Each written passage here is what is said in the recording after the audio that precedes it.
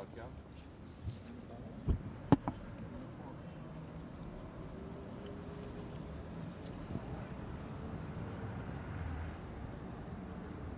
Պատրաստեք, տվեք։ Բարև ձեզ,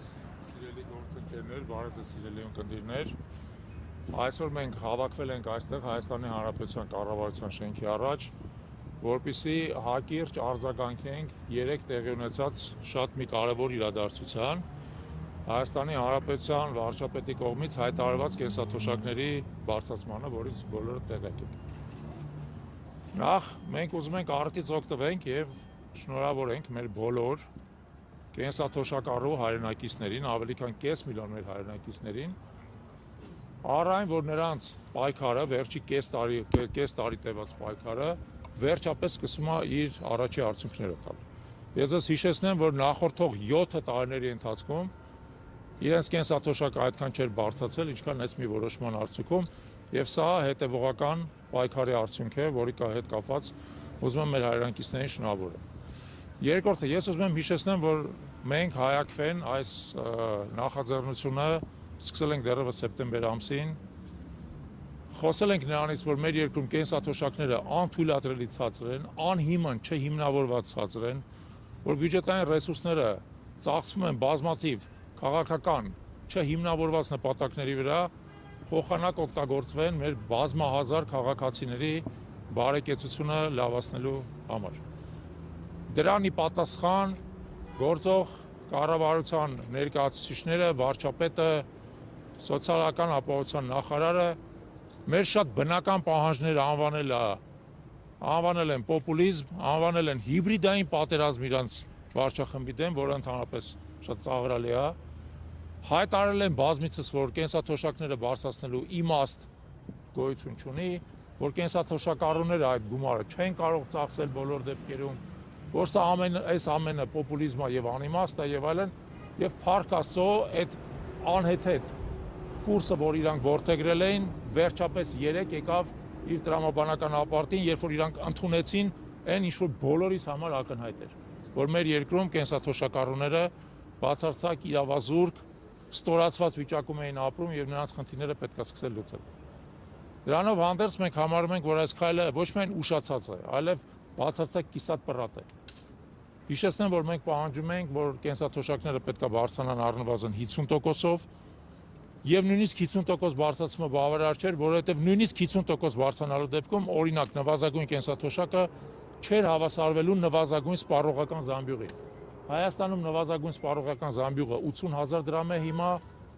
այն էլ պաշտոնական տվյալներով, նվազագույն կենսաթոշակը 36,000 դրամ է, նույնիսկ 50% բարձրանալու դեպքում 54,000-ը շարունակում է պակաս մնալ 80,000-ից, հա։ Ուստի մենք ունենք նաև երկրորդ պահանջը, որ 50% բարձրացնելուց հետո շարունակաբար ամեն տարի տեղի ունենային ինդեքսացիաներ կենսաթոշակների, մինչև նվազագույն կենսաթոշակը հավասարվեր նվազագույն սպառողական զամբյուղին եւ դրանից հետո երբեք չիջներ։ Ամեն տարի հաշվի առնելով գնաճը, հաշվի առնելով սպառողական զամբյուղի թանկացումը, տեղի ունենար կենսաթոշակների ինդեքսավորում եւ բարձրացում։ Ուստի մենք համարում ենք, որ այս քայլը ընդամենը մի կիսատ նախընտրական ժեստ է, կարելի է ասել ինչ-որ իմաստով ընտրակաշառքի տրամաբանությամբ արվող եւ բնավ չի սպառում այն օրակարգը, որով մենք դուրս ենք եկել պայքարի։ Տեղեկացնեմ ձեզ, որ դեկտեմբեր ամսից սկսած մենք ստորագրավակ ենք իրականացնում, որպեսզի մեր հանրության պահանջը ներկայացնենք Հայաստանի Հանրապետության իշխանություններին, արդեն մի քանի տասնյակ հազար ստորագրություններ հավաքվել այդ պահանջի տակ, որն է առնվազն 50%-ով բարձրացնել կենսաթոշակները եւ հետո շարունակել դրանց ինդեքսավորումը։ Ուստի մենք արձանագրում ենք սա որպես առաջին փոքր հաղթանակ, բայց մեր պայքարը շարունակում ենք, մինչև մեր պահանջները ամբողջովին բավարարված կլինեն։ Նաեւ ուզում ենք արձանագրել, որ այս իշխանության դեմ հետևողական պայքարը իր արդյունքները տալիս է դժվարությամբ, ոչ միանգամից, երկարատև պայքարի արդյունքում, բայց տեղի ունեցածը ցույց է տալիս, որ օգտվելով այն հնարավորություններից, որը տալիս է մեր սահմանադրությունը, մեր օրենքները, մենք կարող ենք պայքարել եւ արդյունքի հասնել։ Այդ իմաստով ուզում եմ շնորհակալություն հայտնել բոլոր նրանց, ովքեր այս ընթացքում մեզ աջակցել են, մասնապես մեր այն համակարգացիներին, որոնք մասնակցել են ստորագրավակին, իրանց ստորագրություններով ծանրացրել են մեր ուղերձի կշիռը եւ ըստ էության այդ բեռը դրել են այս իշխանության վրա, որպեսզի նա սկսի արձագանքել։ Սկսել են արձագանքել, շատ լավ է, բայց սրանով չենք սահմանափակվելու։ Շնորհակալություն։ Երեք էկոնոմիկայի նախարար Գևորգ Պապոյանը նշեց, որ արդեն 5-6 հոգի կան, որոնք վերագրում են իրենց այսպես կոչված հաղթանակը, բայց դա ընդհանրապես իշխանության կատարածն է եւ ոչ թե ձեր այդ Տեսեք, ես ուզում եմ ասել հետեւյալը։ Մենք սեպտեմբեր ամսից առաջի անգամ այս խնդիրը բարձրացրել ենք։ Դրանից հետո հետևողականորեն սեպտեմբերից մինչև դեկտեմբեր ընկած ժամանակաշրջանում պարբերաբար ասուլիսներով, ելույթներով, հարցազրույցներով այս խնդիրը բացել ենք, իր տարբեր էլեմենտները բացահայտել ենք։ Դեկտեմբերին, երբ որ արդեն բյուջետային քննարկումները ավարտվեցին եւ մենք հասկացանք, որ այս իշխանությունը անհաղորդ է խնդրին, անհաղորդ է, ընդհակառակը ցինիկ պատասխաններ է տալիս։ Հայտարարում է, որ սա պոպուլիզմ է, որ կենսաթոշակառուները եթե փողը ստանան, ծախսելու հնարավորություն միևնույնն չունեն, որ դա ոչ մի խնդիր չի լուծում։ Մենք դրանից հետո սկսեցինք ստորագրավակը, դա մեկ, եւ երկրորդը դուք կարող եք տեսնել, իհարկե Երևանի քաղաքային իշխանությունները արգելեցին, բայց Գյումրիում ամենուրեք փակցված էր մեր պաստառները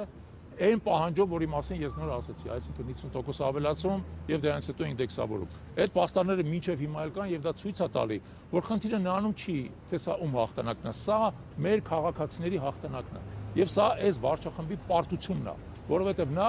մինչեւ վերջի շունչը փորձում էր դիմադրել նրան, ինչը բացարձակ բնական է, բարոյական է, օրինական է եւ ըստ էության արտացոլում է մեր հանրության շատ բնական պահանջը։ Ուստի սա մեր քաղաքացիների հաղթանակն է։ Իսկ ինչ փոխվեց։